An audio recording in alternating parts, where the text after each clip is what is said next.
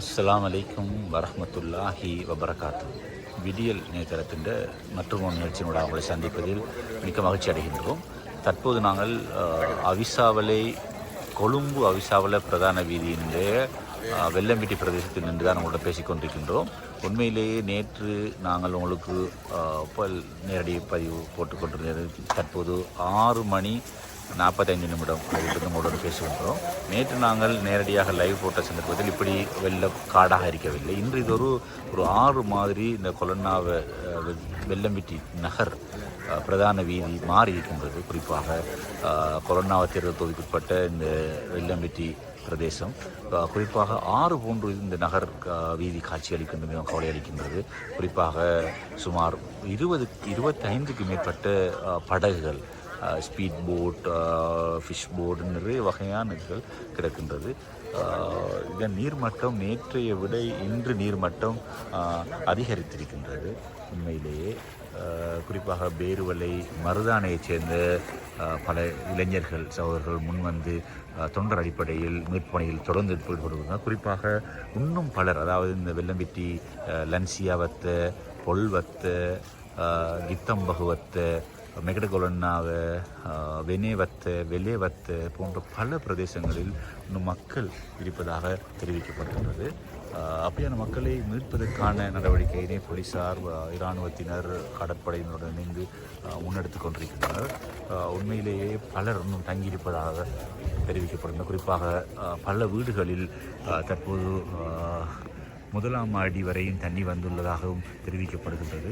குறிப்பாக இந்த பிரதான வீதி நேற்று இப்படி 6 போன்று காட்சியளிக்கவில்லை. ஆனால் இன்று பார்த்தால் 6 போன்று மிகவும் கவலையாக இருக்கின்றது பார்ப்பதற்கு.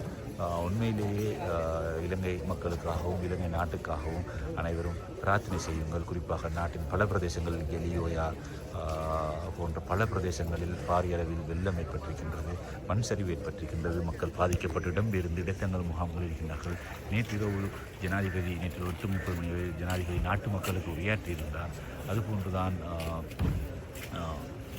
மீட்பு பணியில் ஈடுபட்ட விமானப்படையின் ஒருவர் நேற்று உயிரிழந்துள்ளார்.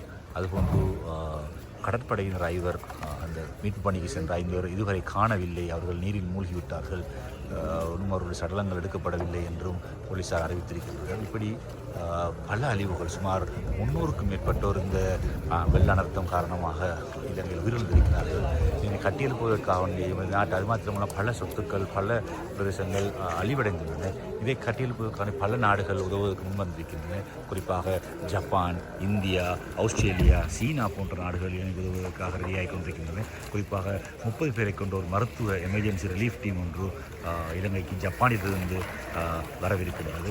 அதுபோன்றுதான் இந்தியா இதுவரை 3 விமானங்களை நாட்டுக்கு அனுப்பியிருக்கின்றது. 3 விமானங்களிலும் மருந்து பொருட்கள், உணவு வகை, அத்தியாவசிய தேவைகளான பொருட்களை அனுப்பி கொண்டிருக்கின்றனர். அதுபோன்று சீனாவுக்கு உதவுவதாக அறிவித்திருக்கிறது.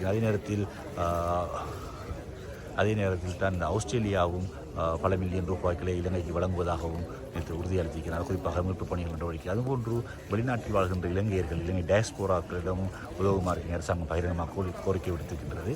ஸோ எல்லோரும் நாட்டு மக்களுக்காக உதவ வேண்டியது அனைவரும் பணியாக இருக்கின்றது. இன மத வேறுபாடின்றி, மொழி மத வேறுபாடின்றி நாட்டை கட்டியெழுப்ப வேண்டியது அனைவரும் பொறுப்பு. அந்த நடவடிக்கையினை உடனடியாக மேற்கொள்ள வேண்டும். அதுவும் அதே நேரத்தில் இலங்கை நாட்டுக்காகவும் இலங்கை மக்களுக்காகவும் இறைவனிடம் பிரார்த்திக்குமாறு அனைவரிடம் வேண்டிக் கொள்கின்றோம். அஸ்ஸலாமு அலைக்கும் வரஹ்மத்துல்லாஹி வபரகாத்துஹு.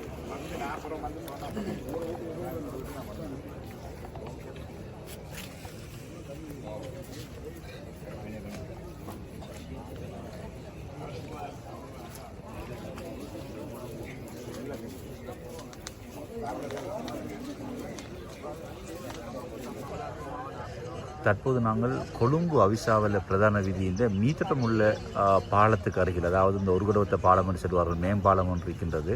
அந்த பாலத்திற்கு அருகில் இருந்து, அதாவது நான் விளங்குது உங்களுக்கு, இந்த ஒருகடவத்த பாலம் என்று சொல்வார்கள், இந்த பாலத்திற்கு அருகில் இருந்து நாங்கள் உங்களுடன் பேசிக்கொண்டிருக்கின்றோம். நேரம் சரியாக 7 மணி அளவில் உங்களுடன் பேசிக்கொண்டிருக்கின்றோம். உண்மையிலேயே இந்த மீத்தட்டமுள்ள வீதியாகத்தான் இந்த வெனேவத்த, பொல்வத்த போன்ற பிரதேசங்களுக்கு செல்லுவது வளமையாகிறது.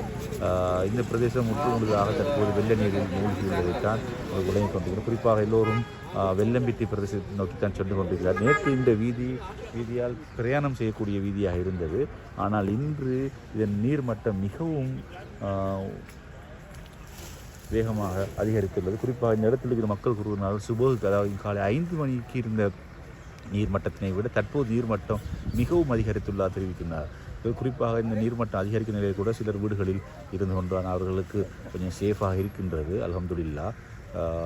எல்லாம் வல்ல இறைவனுடன் பிரார்த்திக்க வேண்டும். குறிப்பாக இந்த பிரதேசத்தில், அதாவது இந்த வெலேவத்தை, வெனேவத்தை, அதுபோன்று பொல்வத்தை போன்ற பல, அதாவது கலனி கங்கையின் இது பின்புறம் என்று சொல்லுவார்கள். பிரதேசத்தில் பாரிய அளவான வெள்ளம் ஏற்பட்டிருக்கின்றது. குறிப்பாக மக்களை மீட்கும் பணி தொடர்ந்து கொண்டிருக்கின்றது. எல்லோரும் இதுதான் இந்த வெள்ளைவத்தைக்கு செல்கின்ற வழி, இந்த வீதி வெள்ளைவத்தைக்கு செல்கின்ற வழி முற்றாக மூடப்பட்டிருக்கின்றது. குறிப்பாக இந்த வீதி விழா சென்று கலனி கங்கைக்கு செல்லும், அதுபோன்று மட்டக்குழி வரை இந்த வீதி விழா சென்றால் பயணிப்பதற்கான இது இருக்கிறது. குறிப்பாக இது மகாவலி, அதாவது கலனி கங்கையின் ஓரமாகத்தான் செல்வது வழமை. மிகவும் எல்லாம் வல்ல இறைவனுடன் நாம் பிரார்த்திக்க வேண்டும். இந்த தன் நீர்மட்டம் மிக விரைவாக குறைவடைவதற்காக வேண்டி அதுபோன்று இலங்கை மக்களுக்காகவும் இலங்கை நாட்டு மக்களுக்காகவும் பிரார்த்திக்குமாறு நாங்கள் நிச்சயமாக கேட்டுக்கொண்டிருக்கிறோம். குறிப்பாக நீர்மட்டம் அதிகரித்து கொண்டிருக்கின்றது. ஏற்கனவே நான் கூறியது போன்று கடந்த வெள்ளி, சனி, ஞாயிறு, அதாவது சனி ஞாயிறு ஆகிய தினங்களில் எந்த விதமான மழையும் இந்த பிரதேசத்தில் பெய்யவில்லை. அப்படி மழை பெய்யாத நிலையில் தான் இந்த நீர்மட்டம் வேகமாக உயர்வடைந்து கொண்டு, இது பிரதான காரணம் என கரணி கங்கை நீர்மட்டம் அதிகரிப்பதனால் வீதி அங்கு அந்த கரணி கங்கையின் அணைக்கட்டு திறக்கப்பட்டு அதனூடாக இங்கு வெள்ளங்கள் வந்து கொண்டிருக்கின்றது.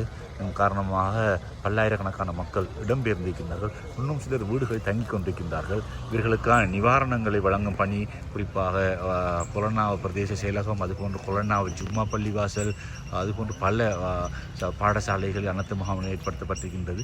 குறிப்பாக அனைவருமாக சேர்ந்து மக்களை பாதுகாக்கும் முயற்சியில் ஈடுபட்டு கொண்டிருக்கிறார்கள். அனைவரும் நாட்டுக்காக பிரார்த்திக்குமாறு வேண்டிக் கொள்கின்றோம். தற்போது படகுகள் மீட்பு பணிகளை ஆரம்பிப்பதற்காக வேண்டியும் தயாராகி கொண்டிருக்கின்றார்கள். அதாவது குறிப்பாக இந்த அவிசாவளை வீதி, கொழும்பு அவிசாவளை வீதி தற்போது மூடப்பட்டிருக்கின்றது.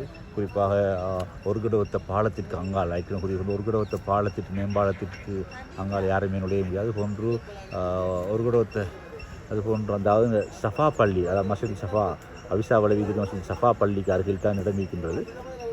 அதுபோன்று தான் வெள்ளம்பிட்டி சந்திக்கு அங்காலும் கூட யாருமே செல்ல முடியாத நிலை காணப்படுகின்றது. நாம் அனைவரும் எல்லாம் இறைவனிடம் நாட்டுக்காகவும் மக்களுக்காகவும் பிரார்த்திகள் மீண்டும் மீண்டும் கோரிக்கை மூலம் இந்த நிகழ்ச்சியோட கோரிக்கை விடுக்கின்றேன். அதே நேரத்தில் தான் இலங்கை மக்களுக்கு உதவுவதற்காக பல நாடுகள் தற்போது முன்வந்து கொண்டிருக்கின்றன. வெளிநாடுகளின் உதவி ஒத்துழைப்பு இன்றி இந்த நாட்டை, அதாவது இந்த அனர்த்தத்தினால் பாதிக்கப்பட்ட நாட்டின் ஒருபோதும் கட்டியெழுப்ப முடியாது. இன மத மொழி வேறுபாடுகளை மறந்து அனைவரும் ஒன்றிணைந்து நாட்டை கட்டியெழுப்பதற்கான முயற்சிகளை முன்னெடுக்க வேண்டும். தற்போது சூரியன் உதித்து கொண்டிருக்கின்றது. உண்மையிலேயே